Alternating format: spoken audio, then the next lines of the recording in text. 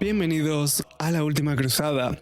En este episodio hablaremos sobre una de las obras más famosas del autor ruso Fyodor Dostoyevsky, Crimen y Castigo, y de las ideas que, según el autor, enferman espiritualmente al hombre moderno. Comencemos.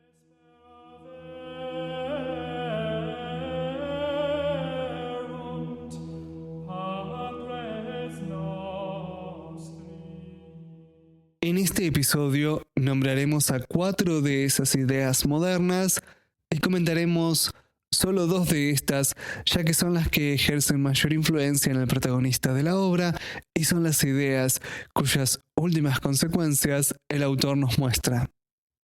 Dichas ideas son en orden de aparición: el liberalismo, el utilitarismo, el socialismo y el nihilismo. Tan solo hablaremos sobre el utilitarismo y el superhombre, según lo ya dicho. Ahora bien, comenzaremos con el primero de estos 2. ¿Qué es el utilitarismo? Bueno, dejemos que el propio Dostoyevsky nos lo muestre.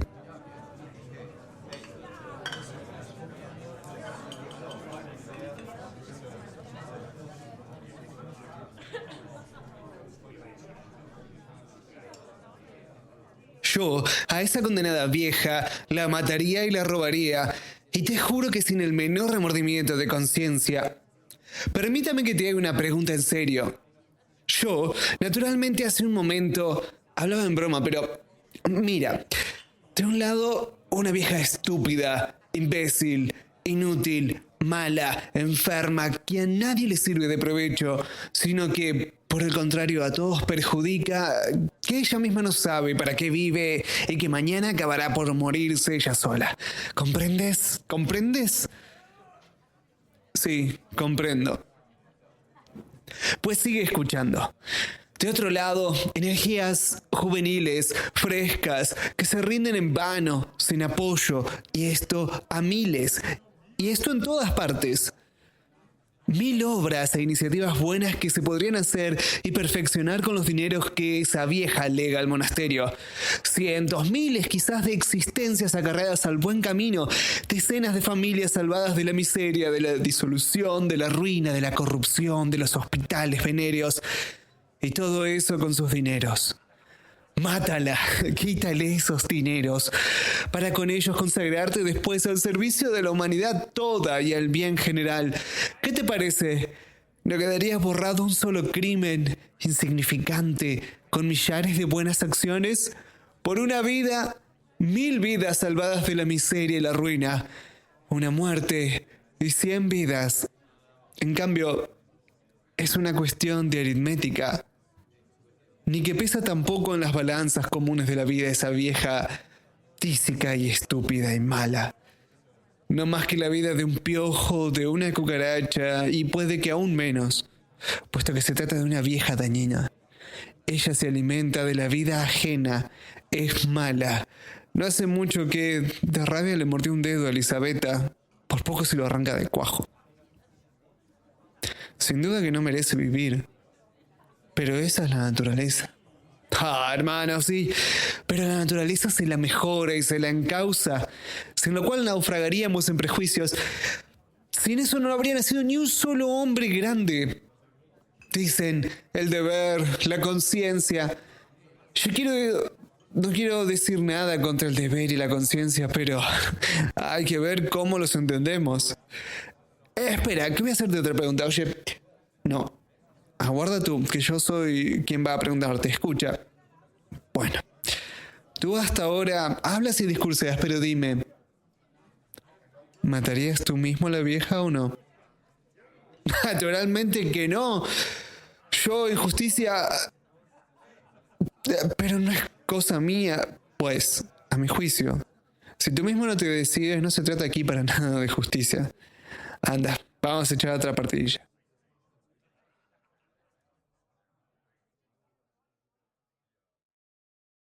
En esta cita, Raskolnikov, el protagonista de la obra, está en una taberna y escucha la conversación que un joven estudiante mantiene con un oficial. Aquí podemos ver claramente la idea moderna de utilitarismo y sus últimas consecuencias. Por una vida, 1000 vidas salvadas de la miseria y la ruina, una muerte y 100 vidas. En cambio, es una cuestión aritmética. Este pensamiento refleja el principio de utilidad o principio de máxima felicidad, cuya definición, según John Stuart Mill, el mayor exponente del utilitarismo, es el credo que acepta como fundamento de la moral, la utilidad o principio de máxima felicidad, sostiene que las acciones son buenas en cuanto tienden a promover la felicidad, malas en cuanto tienden a producir lo opuesto a la felicidad. Por felicidad se entiende placer y ausencia de dolor. Por infelicidad, dolor y privación de placer. El estudiante tan solo aplicó el principio de utilidad y razonó hasta sus últimas consecuencias, y concluyó lógicamente que el asesinato y robo de la vieja usurera era algo bueno, si era cometido con el fin de ayudar a muchas otras personas con el dinero robado. Y arribó a esta conclusión realizando un cálculo en el que juzga, por un lado, cuánto dolor produce el asesinato de la vieja, y por otro, el placer o felicidad que produce el ayudar a muchas personas con el dinero robado. Este cálculo es llamado felicífico y consiste en examinar las medidas de placer y dolor producidos por un acto determinado para decidir si ese acto es bueno o malo, contrastarlas entre sí, y el resultado de dicho cálculo será el acto moral que la gente deberá realizar. Fíjense, queridos oyentes, que el estudiante arriba a tal conclusión razonando. No fue un impulso de momento, sino un acto deliberado, calculado y que partió de principios filosóficos. Habíamos comenzado hablando sobre 2 ideas modernas que enferman espiritualmente al hombre. Una de ellas fue el utilitarismo y la otra idea que mencionamos fue el nihilismo. El nihilismo y sus supuestos antídotos, a saber, la moral del amo y del esclavo y la idea del superhombre, son las verdaderas causas que mueven a Raskolnikov a cometer el asesinato y robo de la vieja usurera y constituyen el foco de la obra.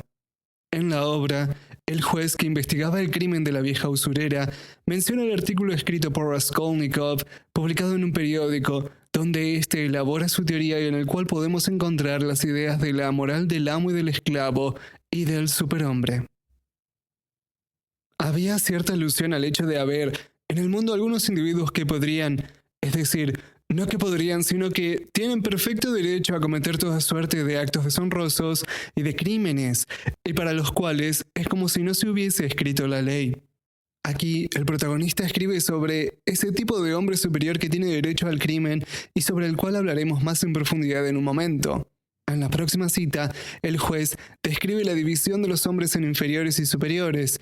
A este último acabamos de mencionarlo. Todo el quid está en que su artículo divide usted a los hombres en ordinarios y extraordinarios. Los hombres vulgares deben vivir en obediencia y no tienen derecho a infringir las leyes, por el hecho mismo de ser vulgares. Pero los extraordinarios tienen derecho a cometer toda suerte de crímenes y a infringir de todas las maneras las leyes por el hecho mismo de ser extraordinarios. Ahora bien, la cuestión no es tan simple como aparenta. Raskolnikov reconoce que esta distinción entre hombres ordinarios y extraordinarios no tiene nada de nuevo. Esto, hasta ahora, apenas tiene nada de particularmente nuevo. Esto se ha impreso y se ha leído miles de veces. Esta es la razón por la cual Raskolnikov responde al comentario del juez sobre su teoría, afirmando que existe un punto que necesita aclarar respecto de los hombres extraordinarios y su derecho al crimen. No es eso enteramente lo que yo decía. Aunque lo reconozco, usted ha expuesto mi idea casi fielmente y sí, usted se empeña con absoluta fidelidad. La diferencia consiste tan solo en que yo no sostenía ni remotamente que los hombres extraordinarios estuviesen obligados y hubiesen sin remisión de cometer siempre toda suerte de actos deshonrosos, según usted dice. Me parece incluso que la censura no lo hubiera dejado pasar. Yo me limitaba sencillamente a insinuar que los individuos extraordinarios tenían derecho, claro que no un derecho oficial, a autorizar a su conciencia a saltar por encima de ciertos obstáculos, y únicamente en el caso en que la ejecución de su designio, salvador a veces acaso para la humanidad toda, así lo exigiere. Usted ha tenido a bien decir que mi artículo no estaba claro. Yo estoy dispuesto a explicárselo a usted hasta donde pueda. Es posible que no me equivoque si supongo que usted así lo desea, pues dígalo. A mi juicio, si los descubrimientos de Kepler y Newton, por consecuencia de ciertos enredos, no hubiesen podido llegar a conocimiento de los humanos de otro modo que mediante el sacrificio de la vida de 1, 10, 100 o más hombres, que se opusiesen a ese descubrimiento o se atravesasen en su camino como obstáculos, Newton entonces hubiese tenido derecho y hasta el deber de eliminar a esos 10 o a esos 100 hombres a fin de que sus descubrimientos llegasen a noticia de la humanidad toda. De lo cual, sin embargo, no se sigue en modo alguno que Newton tuviera ningún derecho a asesinar a quien se le antojase, sin ton ni son, ni ir todos los días a robar a la plaza. Recuerdo además que yo en mi artículo desarrollaba la idea de que todos, digamos, por ejemplo, los legisladores y fundadores de la humanidad, empezando por los más antiguos y continuando por Licurgo, Solón, Mahoma, Napoleón, etcétera, etcétera. Todos, desde el primero hasta el último, habían sido criminales, aunque no fuese más porque, al promulgar leyes nuevas, abolían las antiguas, tenidas por sagradas para la sociedad y los antepasados, y seguramente no habrían de detenerse ante la sangre siempre que ésta, vertida a veces con toda inocencia y virtud en defensa de las viejas leyes, pudiera servirles. Es también significativo que la mayor parte de esos bienhechores y fundadores de la humanidad fueran unos sanguinarios especialmente feroces. Y este es el punto que mencionaba anteriormente. Los individuos extraordinarios tenían derecho a autorizar a su conciencia a saltar por encima de ciertos obstáculos, únicamente en el caso en que la ejecución de su designio, salvador a veces, acaso, para la humanidad toda, así lo exigiere. Esto es lo que efectivamente resulta original en todo eso, que se puede, en conciencia, derramar sangre, nota su amigo Razumihin. Además, el protagonista describe a estos hombres extraordinarios como individuos que expresan una palabra y un pensamiento superiores, rasgo distintivo de estos hombres. Un ejemplo de este rasgo distintivo podemos encontrarlo en el mismo Raskolnikov, tal es así que el mismo Porfiri, el juez que investigaba el caso de la vieja usurera, le preguntó al respecto: al escribir usted ese artículo, seguramente es que se consideraba usted a sí mismo, aunque solo fuera un poquitín, como un ser extraordinario y que dice una palabra nueva. Vamos, en el sentido que usted da a esta frase, ¿no es así? Tal como dijimos, este rasgo distintivo de los hombres superiores, a saber, poseer el don o el talento de decir en su ambiente una palabra nueva, es lo que concedía a la conciencia de esos hombres a autorizarse a saltar por encima de ciertos obstáculos, incluso si esto implica derramar sangre. Yo concluía de ahí que todos los individuos, no ya los grandes, sino aún aquellos que se apartasen un poco de la vulgaridad, esto es, aún los capaces de decir algo nuevo, vienen obligados, por su propia naturaleza, a ser criminales sin remisión. Más adelante Raskolnikov confiesa a Sonia la razón por la cual mató y robó y muestra exactamente ese mismo rasgo que mencionaba anteriormente cuando hablaba sobre esos hombres extraordinarios. Adiviné entonces, Sonia, prosiguió con entusiasmo, que el poder únicamente se le da a quien se atreve a inclinarse y tomarlo. Solo una cosa, que se atreva. Entonces se me ocurrió un pensamiento por primera vez en mi vida que nunca antes se me había ocurrido, ¡nunca! De pronto se me hizo claro como el sol. Se me presentó con toda evidencia que, hasta ahora, nadie se había atrevido, ni se atrevería, al pasar junto a toda esa estupidez, a tomarlo sencillamente todo por la cola y mandarlo al diablo. Yo quería atreverme y maté. Solo quería atreverme, Sonia. Ahí tienes toda la razón. Entonces se me ocurrió un pensamiento por primera vez en mi vida que nunca antes se me había ocurrido. Este es el rasgo que habíamos comentado anteriormente. Esta es la palabra nueva que dice en su ambiente. Esto es lo que lo aparta del rebaño y lo establece como hombre extraordinario. Pero aún falta algo, que se atreva. Hasta ahora nadie se había atrevido ni se atrevería al pasar junto a toda esa estupidez, a tomarlo sencillamente todo por la cola y mandarlo al diablo. Este es el otro rasgo distintivo del hombre superior, del superhombre, el atreverse a traspasar los límites impuestos por la moral, a transgredir la ley. La moral es toda esa estupidez que Raskolnikov menciona y es lo que quiere mandar al diablo. Cuando habla acerca de que nadie se había atrevido ni se atrevería, estaba hablando del rebaño, del hombre ordinario que obedece la ley.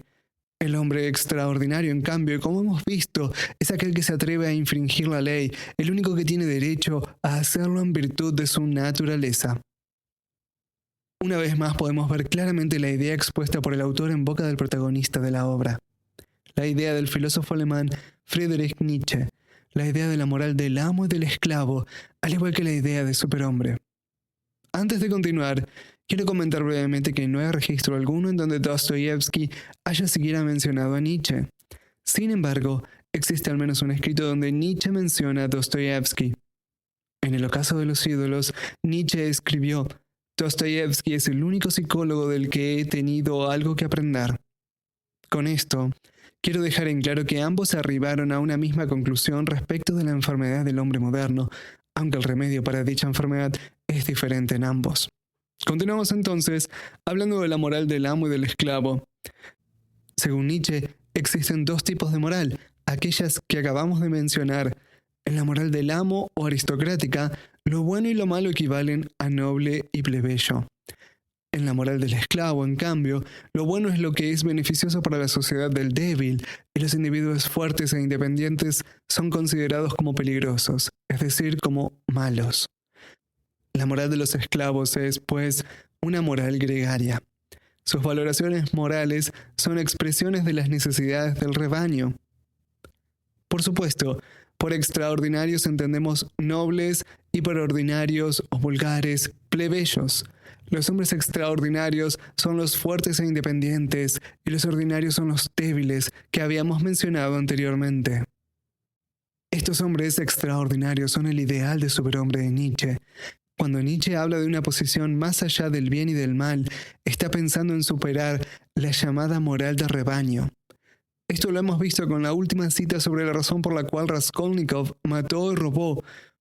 Fue más allá del bien y del mal, traspasó los límites de la moral del rebaño y pagó el precio por hacerlo.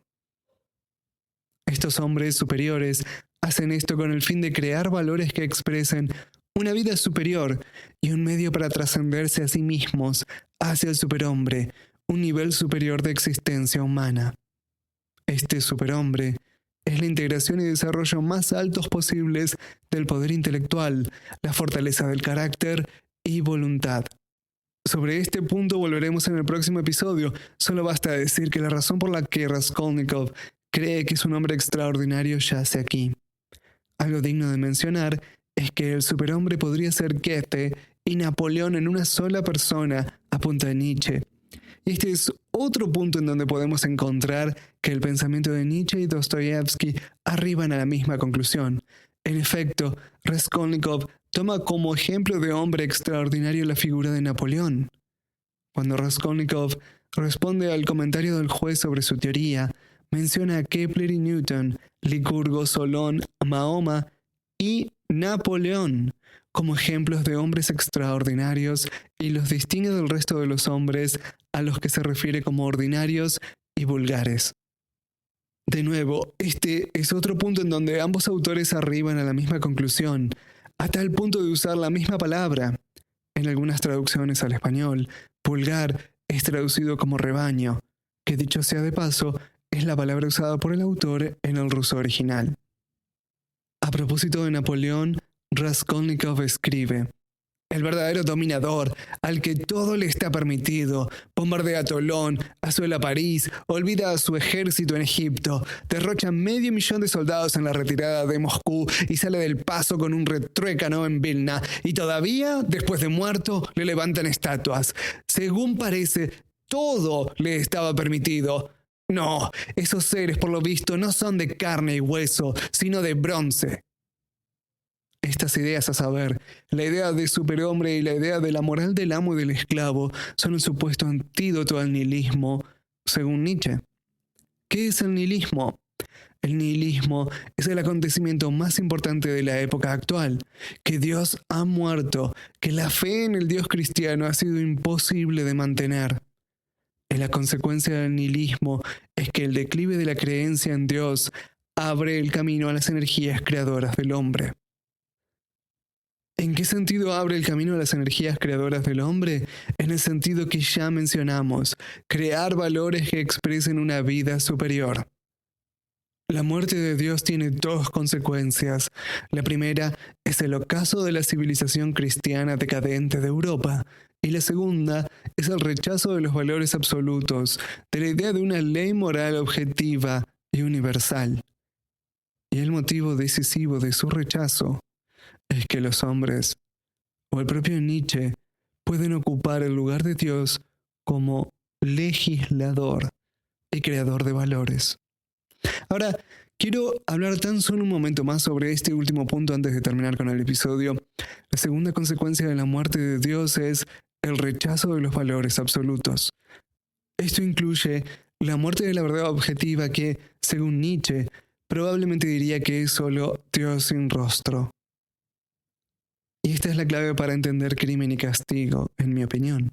También es la clave para conocer el remedio de la enfermedad que padece el hombre moderno. Y por último, es la clave para contestar la pregunta que hicimos en el primer episodio de este podcast. Nietzsche escribió famosamente: no hay hechos, solo interpretaciones. Sobre todo, no hay valores, fines o bienes objetivos. Y por lo tanto, si no hay bienes objetivos, no hay males objetivos. Como dijo Dostoyevsky, si Dios no existe, todo está permitido. Esta última cita nos recuerda a lo dicho por Raskolnikov sobre Napoleón: todo le estaba permitido. Y ciertamente así parece, la historia así lo cuenta. Sin embargo, Raskolnikov reconoce que esos seres, por lo visto, no son de carne y hueso, sino de bronce. Si no hay bienes objetivos, no hay males objetivos. Resume en tan solo una línea el nihilismo. Si no hay una ley moral objetiva y universal, si no hay una verdad objetiva, si no hay valores absolutos, entonces el hombre tendrá que crear sus propios valores. Pero ¿quién se atreverá a hacerlo? El superhombre. El hombre que vaya más allá del bien y del mal. Aquel hombre que supere esa moral del rebaño creada para debilitar a los hombres fuertes e independientes. Pero todo esto depende de tan solo una cosa: que realmente no exista un mal objetivo. De otra manera, si existe un mal objetivo, existe también un bien objetivo. Creo, queridos oyentes, que pueden ver hacia dónde voy con esto. Esta idea encierra el argumento principal de la obra, sobre el cual hablaremos en el próximo episodio. Y hablando del próximo episodio, y ya que en este hablamos sobre las ideas modernas que enferman al hombre, en el episodio número 3 de La Última Cruzada, hablaremos sobre los síntomas y el remedio a dicha enfermedad. Una vez más, quiero agradecerles por tomarse el tiempo de escuchar este episodio, y antes de dejarlos, quiero preguntarles: ¿existe la verdad? Los leo en la caja de comentarios. Hasta el próximo episodio.